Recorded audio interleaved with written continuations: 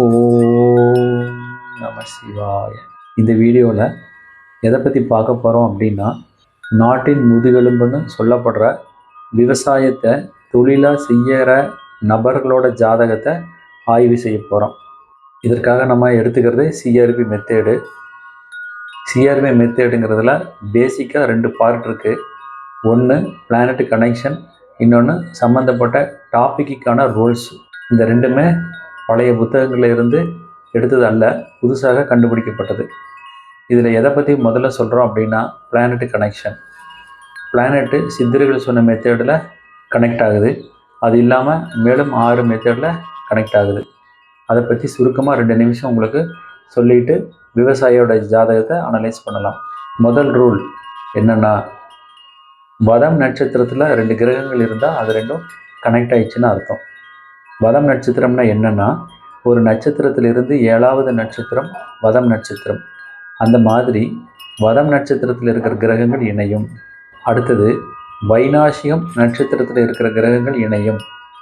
வைநாசிகம் அப்படின்னா ஒரு நட்சத்திரத்திலிருந்து 22வது நட்சத்திரம் வைநாசிக நட்சத்திரம். அடுத்தது வேதை நட்சத்திரத்தில் அமர்ந்த கிரகங்கள் இணையும். அடுத்தது ஒரு கிரகத்தினுடைய 3 நட்சத்திரங்களில் அமர்ந்த கிரகங்கள் இணையும். அடுத்தது ஒரு கிரகம் அமர வீடு கொடுத்த கிரகத்தின் மூலமாக இணைவு ஏற்படும். லாஸ்ட் ரூல், ஒரு கிரகம் அமர இடம் கொடுத்த நட்சத்திர அதிபதி மூலமாக கிரக தொடர்பு ஏற்படும். இதெல்லாம் தான் சிஆர்பி மெத்தடில் நான் கண்டுபிடிச்சது. இப்போ நான் சுருக்கமாக சொன்னதை தெளிவாக உதாரணத்தோட எலாபரேட்டாக டிஸ்கிரிப்ஷனில் தெரிகிற லிங்கில் போய் பாருங்கள், உங்களுக்கு இன்னும் புரிகிற மாதிரி இருக்கும். இப்போ ஒரு விவசாயியோடைய ஜாதகத்தை பார்க்கலாம், வாங்க வீடியோக்குள்ளே போகலாம். இந்த ஜாதகர் பிறந்தது கன்னி லக்னத்தில் பிறந்திருக்காரு. லக்னத்திலேயே குரு இருக்குது. லக்னத்திற்கு 2ஆம் வீட்டில் ராகு இருக்குது. 3ஆம் வீட்டில் சனி இருக்குது. 7ஆம் வீட்டில் சந்திரன் இருக்குது. 8ஆம் வீட்டில் கேது இருக்குது. 9ஆம் வீட்டில் புதனும், 10ஆம் வீட்டில் சூரியன் சுக்கிரன் இருக்குது. 11ஆம் வீட்டில் செவ்வாய் மாந்தி இருக்குது. இந்த கிரக நிலைகளோட விவசாயியோடைய ஜாதகம் இருக்குது. இவர் விவசாயத்திற்கு வர்றதுக்கு என்ன காரணம் அப்படின்னு சொல்லி ப்ளூ கலர் பாக்ஸில் ரூல்ஸ் எல்லாம் தனியாக காட்டியிருக்கேன், பாருங்கள். அதில் முதல் ரூல் என்னென்னா, லக்னத்திற்கோ லக்னாதிபதிக்கோ சந்திரன் தொடர்பு வரணும்.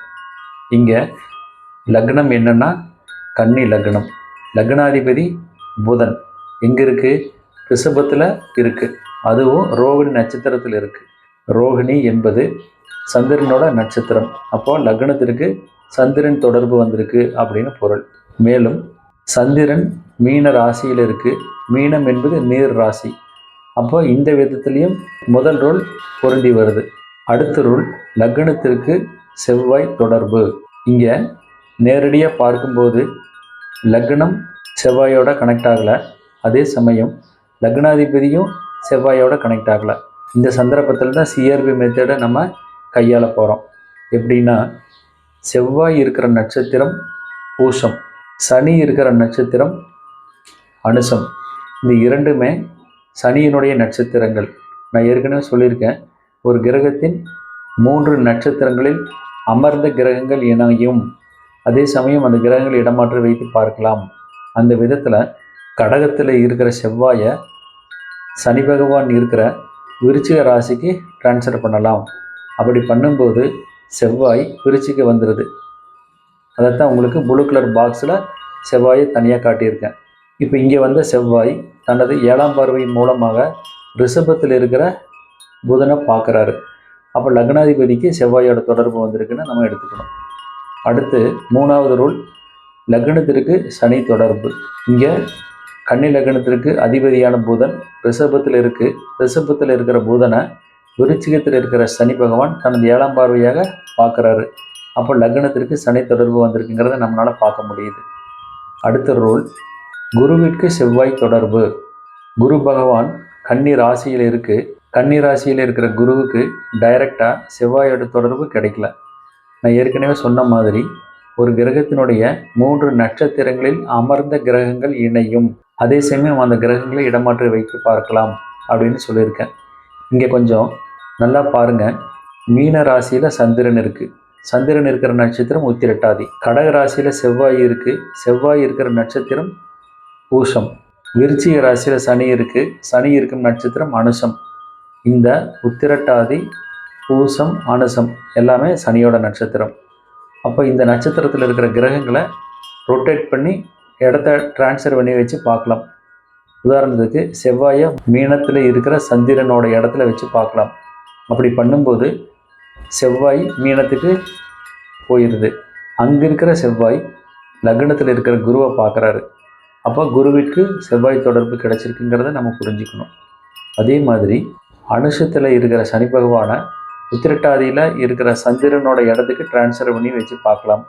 அப்படி பண்ணும்போது சனி மீனத்துக்கு போயிடும். அங்கிருந்து 7ஆம் பார்வையாக கன்னி லக்னத்தில் இருக்கிற குருவை பார்க்குறாரு. அப்போது குருவிற்கு சனியோட தொடர்பு ஏற்படுது. லாஸ்ட் ரூல் என்னென்னா, சுக்கிரனுக்கு சனி தொடர்பு. கன்னி லக்னத்திற்கு 10ஆம் வீடு மிதுனம், அங்கே சுக்கிரன் இருக்குது. சுக்கிரனுக்கு நேரடியாக சனியினுடைய தொடர்பு கிடைக்கல. அதே சமயம் விருச்சிகத்தில் இருக்கிற சனி தனது 7ஆம் பார்வை மூலமாக சுக்கிரனுடைய வீடான ரிஷபத்தை பார்க்குறதால சுக்கிரனுக்கு சனி தொடர்பு ஏற்பட்டு இருக்கு அப்படின்னு நம்ம புரிஞ்சுக்கணும். இந்த விதத்தில் 6 ரூலுமே இந்த விவசாயியோடைய ஜாதகத்தில் பொருந்தி வருது. இந்த ரூல் இவருக்கு மட்டுமல்ல, இந்தியாவில் இருக்கிற உலகத்தில் இருக்கிற எந்த விவசாயியானாலும் அவங்க ஜாதகத்தில் கண்டிப்பாக பொருந்தி வரும். அதே சமயம் பிளானட் கனெக்ஷன் அப்படின்னு அடிக்கடி நான் சொல்கிறேன் இல்லையா, அது சித்தர்கள் சொன்ன முறையில் மட்டும் எடுத்துக்கக்கூடாது. சிஆர்பி மெத்தடில் நான் புதுசாக கண்டுபிடிச்சிருக்கிற ரூல்ஸையும் எடுத்துக்கணும். இந்த விதத்தில் எந்த ஜாதகமானாலும் அவங்க விவசாயியாக இருக்கணும் அப்படின்னா சிஆர்பி மெத்தடில் சொல்லியிருக்கிற 6 ரூலும் பொருந்தி வரும். அப்படிங்கிறத நான் இது மட்டுமில்லை, இது மாதிரி பல ஜாதகங்களை ஆய்வு செஞ்சு உதாரணத்திற்காக இந்த 5 விவசாயியோடைய ஜாதகத்தை நம்ம வரிசையை பார்த்துட்டு வந்தோம். இனிமேல் அடுத்த வீடியோவில் வேறொரு தலைப்பில் ஜாதகங்களை டிஸ்கஸ் பண்ணுவோம். திருச்சிற்றம்பலம்.